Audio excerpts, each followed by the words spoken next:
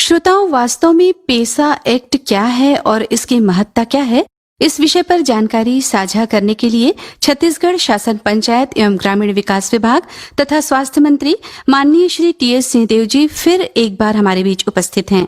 माननीय मंत्री महोदय जी, हमारे ग्राम सभा कार्यक्रम में आपको प्रणाम, आपका बहुत बहुत स्वागत है।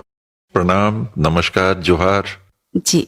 मान्यवर मंत्री जी, पेसा एक्ट की अवधारणा क्या है और इसकी महत्ता के बारे में प्रकाश डालें ताकि हमारे श्रोता बंधु आसानी से इसे समझ सकें। देश की लगभग 7 से 8% आबादी ये अनुसूचित जनजाति की है और जिन क्षेत्रों में ये रहते हैं लगभग पृथक से क्षेत्र हैं, चाहे उत्तर पूरब के हों, उड़ीसा में हो, झारखंड में हो, छत्तीसगढ़ में हो, मध्य प्रदेश में हो, महाराष्ट्र में है, राजस्थान, गुजरात, तेलंगाना, आंध्र प्रदेश, जिन क्षेत्रों में लोग अनुसूचित जनजाति के लोग रहते हैं, आदिवासी लोग रहते हैं, ये चिन्हांकित क्षेत्र हैं।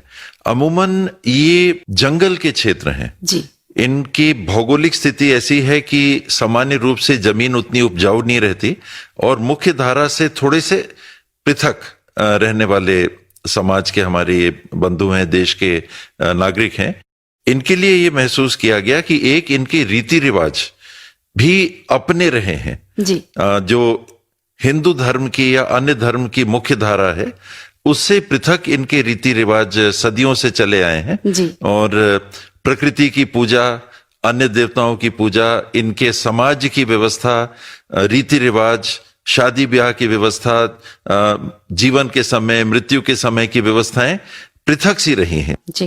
ये सोचा गया था नेहरू जी के समय से, संविधान के बनते समय से, आम्बेडकर जी, बाबा साहब आम्बेडकर जी के विचारों के अनुरूप जी। और आज भी जब 1996 में पेसा कानून लाया गया तो ये अपने आप में स्पष्ट है कि पंचायती राज एक्सटेंशन टू शेड्यूल्ड एरियाज जी। तो जो अनुसूचित जनजाति के क्षेत्र हैं इनमें पंचायती राज का विस्तार उनके रीति रिवाजों को, परंपराओं को ध्यान में रखते, उनकी आवश्यकताओं को ध्यान में रखते हुए उसको पूरा करने के लिए।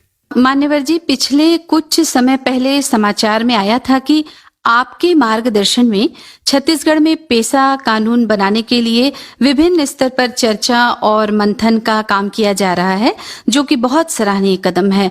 तो इसके बारे में श्रोताओं को बताएं। पेसा कानून तो देश के लिए बना हुआ है, कानून बना हुआ है क्योंकि देश के पार्लियामेंट ने, संसद ने इसको लागू कर दिया 1996 से जी। इनके रूल्स जो हैं, नियम कि पेसा कानून को लागू करने के लिए जो नियम राज्यों को बनाने हैं वो छत्तीसगढ़ में अभी तक नहीं बने हैं और देश में 5-6 राज्यों ने ये नियम बना लिए हैं। हिमाचल की मुझे जानकारी है, राजस्थान, गुजरात, महाराष्ट्र, आंध्र, तमिलनाडु, झारखंड का बताते हैं कि वो बनाने की प्रक्रिया में है, पेश करने की स्थिति में है। तो हम भी नियम बना लें ताकि कारगर रूप से कानून लागू हो सके। हमारे पास कानून है लेकिन नियम नहीं है उस कानून को लागू करने के लिए। तो हम लोग उन नियमों को बनाने की प्रक्रिया में लोगों से सलाह लेके, स्टेक होल्डर्स जिनको कहते हैं, उनसे परामर्श करके लाना चाहते हैं। मान्यवर जी, हमारे श्रोताओं की जानकारी के लिए ये भी बता दीजिए कि संविधान की 5वीं अनुसूची में क्या उपबंध है। पेसा एक्ट देश भर के अनुसूचित क्षेत्रों में हर राज्य के शेड्यूल्ड एरियाज घोषित हैं कि कौन से जनपद हैं, ये शेड्यूल्ड एरिया हैं। तो जो जो एरिया शेड्यूल्ड एरिया घोषित हैं, शेड्यूल्ड ट्राइबल एरिया घोषित हैं, वो सब में पेसा कानून लागू होगा। मान्यवर जी, ये भी बताएं कि राज्य में पेसा अधिनियम लागू करने के लिए पंचायत विभाग क्या प्लान कर रहा है। जी, इसमें क्योंकि ये दायित्व पंचायत विभाग का ही है, सीधा सीधा पंचायत राज व्यवस्था से जुड़ा हुआ पेसा का कानून है और उसके नियम बनाना ये दायित्व पंचायत विभाग का है। इसीलिए हम लोगों ने लिया है। इसमें SIRD में अलग से रिसर्च वगैरह करके वहां के जो हमारे अधिकारी हैं उनने अलग अलग राज्यों के जो कानून हैं उनको देख के भी एक मसौदा तैयार किया है।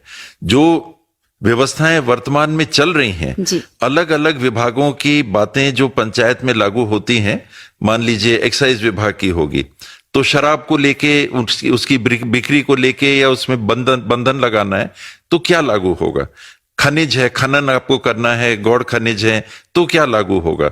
अन्य विभागों की भी जो धाराएं हैं या नियम कार्यक्रम होते हैं वो कैसे लागू होंगे। उदाहरण के लिए वन विभाग जी। एक बहुत महत्वपूर्ण जी। नियम नहीं बनने के पीछे एक बड़ा कारण ये भी है कि पंचायत राज के तहत अधिकार और वन विभाग के अधिकार, इनमें सामंजस्य कैसे बताएं। माइनिंग और फॉरेस्ट, ये दो बड़े विभाग हैं जिनका सामंजस्य जरूरी, इसीलिए हम लोग कंसल्टेशन कर रहे हैं। माननीय मंत्री जी, आप ये भी बताते चलें कि क्या प्रदेश सरकार पेसा एक्ट के माध्यम से क्षेत्र विशेष के लोगों के हितों और मान्यताओं का संरक्षण कर पाएगी। ये कानून आने के बाद नियम जो अभी तक नहीं बने हैं, ये नियम बनेंगे तो जरूर उनकी मंशा के अनुरूप अनुसूचित क्षेत्रों में उनको काम करने के अधिकार और मिलेंगे निश्चित रूप से। अभी वो स्थिति वैसी नहीं है। कभी कभी कुछ आंदोलनों की बात आती है, पत्थलगड़ी की भी बात हमने सुनी कि जशपुर क्षेत्र में आदिवासी समाज के कुछ लोग आगे आए, कितना सही गलत वो अपने जगह पे हैं, कभी गुमराह करना हो जाता है, कभी सही तथ्यों से, कभी भावना जुड़ जाती है। लेकिन ये तभी होता है जब सही मायने में उनको ना लगे कि हम अपने पंचायती क्षेत्र में अपने भविष्य को तय करने के लिए सरकार की योजनाओं को लागू करने में हम अधिकार संपन्न हैं। अगर उनको लगता है हमारी नहीं सुनी जाती, तब ये भावनाएं उठती हैं।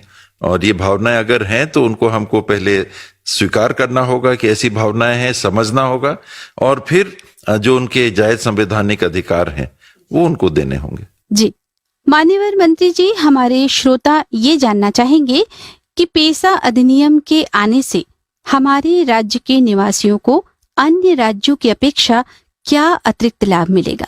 अधिकार अलग अलग डिस्ट्रीब्यूट हुए हैं, इसमें कई मुद्दे हैं। अभी हम लोगों ने शॉर्ट लिस्टिंग की थी जी। तो करीब 36-38 ऐसे बिंदु थे जिन पे हमको विचार करना है। कई हैं जो कि ठीक हैं, जो पेसा का कानून बना है और उसका जो क्रियान्वयन नियमों के माध्यम से होना है, कुछ में गैप नहीं है, लेकिन कुछ में अभी भी असमंजस की स्थिति है, क्योंकि अलग अलग विभाग उनके जो काम करने के नियम और तरीके परंपरागत दशकों से अभी बने हुए हैं आजादी के बाद से, उनमें समन्वय पेसा कानून के तहत बनाने की आवश्यकता है। मान लीजिए कोई उद्योग आ रहा है, आपको जमीन देना, तो पेसा कानून के तहत व्यवस्था ये है कि वहां से ग्राम सभा से आपको अनुमति लेनी पड़ेगी। अब ये अनुमति शब्द, सहमति शब्द, आप उनसे पूछ लीजिए, तो पूछ लीजिए पर्याप्त है क्या? पूछ लीजिए में तो आप पूछ लीजिए, वो हाँ कहें चाहे ना कहें, आपने पूछ लिया, औपचारिकता हो जाएगी। हाँ, तो वो औपचारिकता। और सहमति लेना, एक चर्चा करना हुआ और एक सहमति लेना, तो सहमति जब तक नहीं होगी तब तक आप, तो ये हैं बिंदु जो गंभीर बिंदु हैं, जहां जब या तो खनन की बात आती है या जमीन उपलब्ध कराने की बात आती है किसी उद्योग को लगाने के लिए, तो ये बहुत गंभीर मुद्दे हैं जो अभी स्पष्ट नहीं है। और मेरे हिसाब से जितना अधिकार ग्राम सभा को मिलना चाहिए वो अभी तक उनके पास नहीं है। हमारे श्रोताओं को ये भी बताएं मान्यवर जी कि प्रदेश में यानी छत्तीसगढ़ में पेसा कानून लागू होने से हमारे क्षेत्र विशेष के लोगों को क्या फायदे होंगे।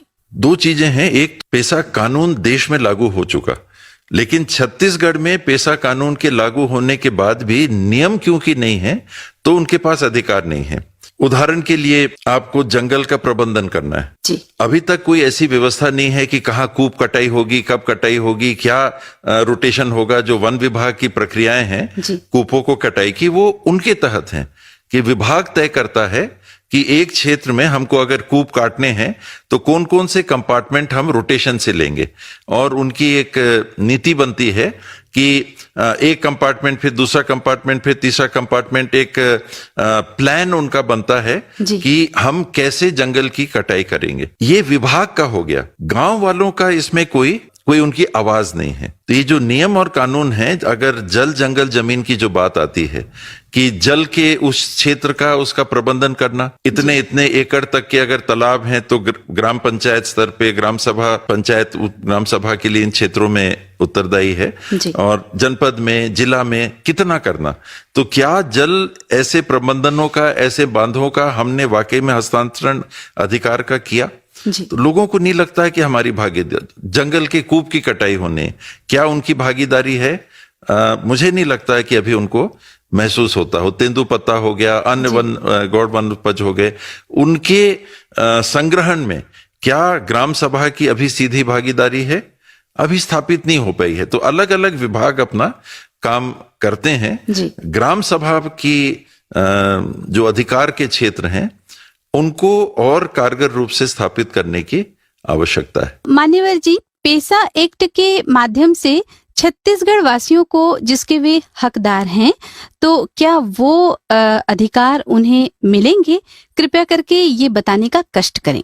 मिलना चाहिए, निश्चित रूप से मिलना चाहिए, और मिलेगा तो उनकी भागीदारी अगर बढ़ती है जी। तो अपने क्षेत्र के प्रबंधन के लिए अवश्य मेरे को लगता है कि विकेंद्रीकरण जितना ज्यादा होगा उतना अच्छा है। जी। आज मुझे नहीं मालूम कि जशपुर के किस गांव में क्या स्थिति है। हाल में अभी एक वीडियो मीडिया में आया था कि लोगों को कंधे में उठा के झिलगी में बैठा के मरीज को पहुंचाना पड़ रहा है। जी। तो मुझे नहीं मालूम कि वहां पुलिया टूटी हुई है या नहीं बनी। आप उनको अगर ये अधिकार देते हैं तो उनको मालूम है कि कौन से पुलिया को पहले बनाने से, कहां पर पैसा पहले लगाने से उस क्षेत्र में रहने वालों को ज्यादा सुविधाएं मिल जाएंगी। तो ये कारण होते हैं विकेंद्रीकरण के। मान्यवर मंत्री जी, वैसे तो हमारा संविधान देश के हर नागरिक को अधिकार देता है, तो फिर पेसा अधिनियम की आवश्यकता क्यों हुई, ये भी हमारे श्रोता जानना चाहेंगे। अधिकार अलग अलग वर्ग को हम देते हैं, देश का कानून है जी। ये महिलाओं को भी अधिकार देता है, लेकिन हम लोगों ने महिलाओं के लिए पृथक से भी कानून बनाए उन नियमों और कानूनों को और कारगर रूप से लागू करने के लिए। जी। बच्चे भी हमारे देश के नागरिक हैं। जी। फिर भी हम लोगों ने बच्चों के लिए विशेष कानून और बनाए ताकि सामान्य रूप से आईपीसी, सीआरपीसी या जो नियम कानून है उनमें जो भी प्रावधान हो जी। उनको और मजबूती से, संवेदनशीलता से लागू किया जा सके। इसी तरह से अलग अलग समुदाय, अलग अलग जीवन शैली में रहने वाले अगर लोग हैं तो एकाएक अगर एक कानून से सबको देख के करिएगा तो हो सकता है कि उनको वैसा सहज ना लगे। आज जो बात आती है पत्थलगड़ी की, क्यों? देश का तो एक कानून है जी। एक व्यवस्था है, तो ये बात क्यों आती है? इसीलिए आती है कि हर व्यक्ति के या हर समूह के हो सकता है कि कुछ परंपरा अलग हो।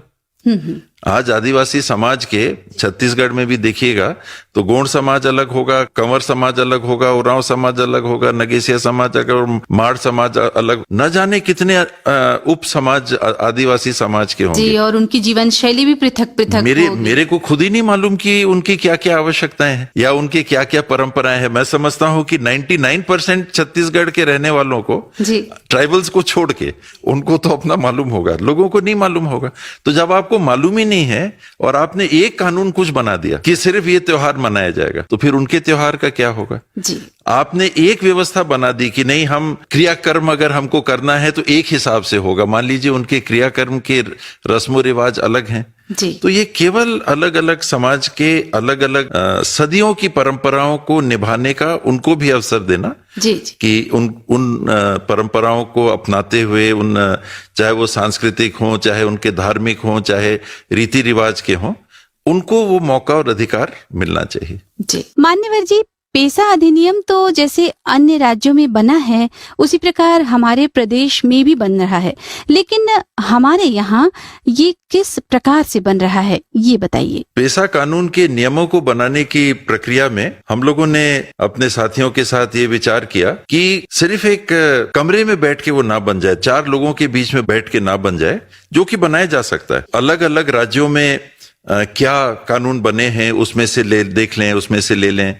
हम लोगों के अपने भी अनुभव हैं, कई सालों से हम लोग जनप्रतिनिधित्व के क्षेत्र में काम कर रहे हैं, तो 4 लोग बैठ के हम लोग बिल्कुल पेशा के नियम बना सकते हैं। अधिकारी हैं हमारे विभाग के, शासन के अधिकारी हैं, बहुत अनुभव उनका भी है, तो उनका अनुभव लेके हम लोग बैठ के बना सकते हैं। उसमें कोई ऐसी दिक्कत नहीं है कि नियम ना बनाए जा सकें। मुझे लगता है कि इस भागीदारी के आगे भी और भागीदारी होनी चाहिए कि ये तो हम लोग कर सकते हैं, तो 15-20 दिन का काम है, 1 महीने के अंदर, मेरे ख्याल से उससे भी कम, जैसे मैंने बताया था कि SIRD में बना के रखा हुआ है एक प्रारूप पेशा नियम का, बन के रखा हुआ है, लेकिन उसके प्रभाव में आने वाले लोगों से भी हमको बात करनी चाहिए कि नहीं करनी चाहिए, उनकी भागीदारी भी सुनिश्चित करनी चाहिए कि नहीं। तो उस बाबत हम लोगों ने ये विचार किया कि जो उस समाज का भी प्रतिनिधित्व करते हैं और जो उस क्षेत्र में काम करते हैं, अनुसूचित क्षेत्र में जो काम करते हैं, ट्राइबल क्षेत्र में जो काम करते हैं,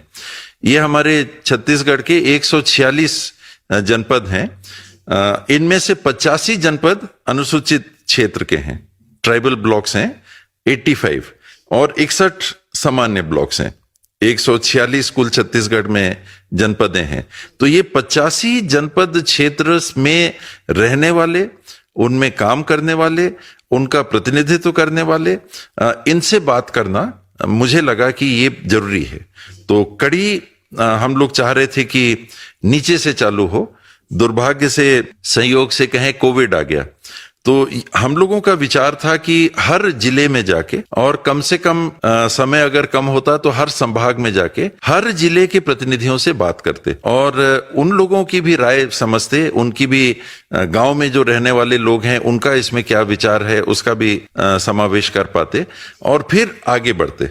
फिर रायपुर राज्य स्तर में बैठक लेते और यहाँ पर लोगों से बात करते। तो स्वरूप उसका थोड़ा सा बदल गया है। आजकल ऑनलाइन सब कुछ हो रहा है, वीडियो कॉन्फ्रेंसिंग से सब कुछ हो रहा है। तो हम लोगों ने ये तय किया है कि 5, 6, 7 ब्लॉक का, बहुत ज्यादा भी नहीं, ये 85 ब्लॉक हैं जिन तक हमको पहुंचना है।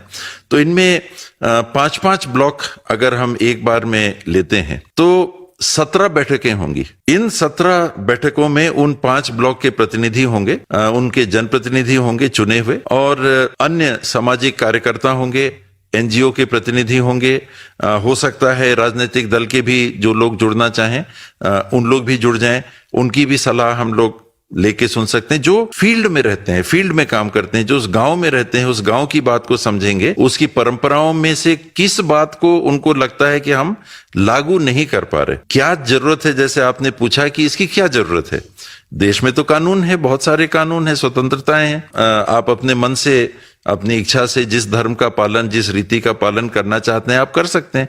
फिर क्या चीज है कि नहीं हो पा रही है, फिर उनकी परंपराओं के अनुसार उनको अवसर देने की बात क्यों आ रही है। अगर देश ने ये कानून बनाया तो पूरे देश के चिंतन करने वालों के पास ये बात आई होगी कि कहीं ना कहीं लोगों को कुछ कमी अभी भी महसूस हो रही है, तब तो ये कानून बनाया। नहीं तो देश में कानून तो जैसा आपने कहा बने हुए थे, तो क्यों ऐसा, यानी उनकी भावनाएं कहीं ना कहीं अभी भी अवरुद्ध हो रही होंगी कि हमारी परंपराओं को वो स्थान नहीं मिल पा रहा है, हम अपना प्रबंधन उस हद तक नहीं कर पा रहे हैं जैसा हम करना चाहते हैं।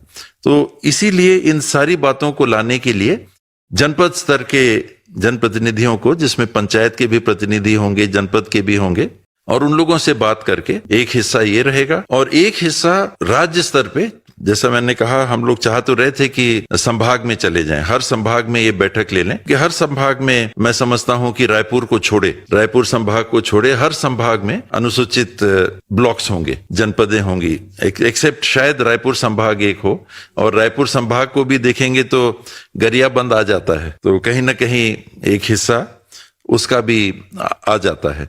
तो हर संभाग में कहीं कम कहीं ज्यादा जनपदें हैं, और 85 में 30 तो सरगुजा और बस्तर संभाग के ही ले लेंगे, तो 36 सरगुजा संभाग में है, ऐसे 30 से ऊपर बस्तर संभाग में है, तो उतनी बैठकें, उतनी जनपदें तो ये 2 ही संभाग में हो जाती हैं। फिर कोरिया संभाग का है, 6 और जिले हैं जहां ट्राइबल ब्लॉक्स हैं। तो इनके लोगों की जानकारी के बाद फिर जो इनका प्रतिनिधित्व राज्य स्तर पे करते हैं, तो उनके जिले के प्रतिनिधि सीधे एकदम शीर्ष पे न जाके उनके जिले के प्रतिनिधियों के साथ, एनजीओ के साथी जो उस क्षेत्र में काम करते हैं उनके साथ, आदिवासी समाज के कई संगठन हैं, तो सर्व आदिवासी समाज के साथी हैं, अन्य समाज के संगठन हैं उनके साथी हैं, तो इन लोगों से भी जानकारी लेके कि क्या है जो वो चाहते हैं, क्या है कि जो महसूस करते हैं कि सामान्य रूप से जो देश के कानून है उसमें उनको अधिकार महसूस नहीं होता, और फिर कैसे काम करें। तो ये प्रतिनिधियों से हो गया, फिर विभागों के साथ भी बैठना पड़ेगा कि अलग अलग विभाग में जहां पंचायती राज के कानून को नियमों से बांध के कारगर करना है, तो इंटर डिपार्टमेंटल कन्फ्लिक्ट कहां पर आती है? एक विभाग का दूसरे विभाग का पंचायती राज के तहत हम अगर इसको लागू करेंगे तो कहां पर उनको लगती है कि प्रबंधन में या व्यापक प्रबंधन में, डिपार्टमेंटल फंक्शनिंग में दिक्कत आ सकती है। तो वो एक एडमिनिस्ट्रेटिव पहलू एक अलग रहेगा, विभागीय पहलू अलग रहेगा, जिसको भी हम लोग देखना चाहेंगे। तो ये नीचे से ऊपर आने की कोशिश है।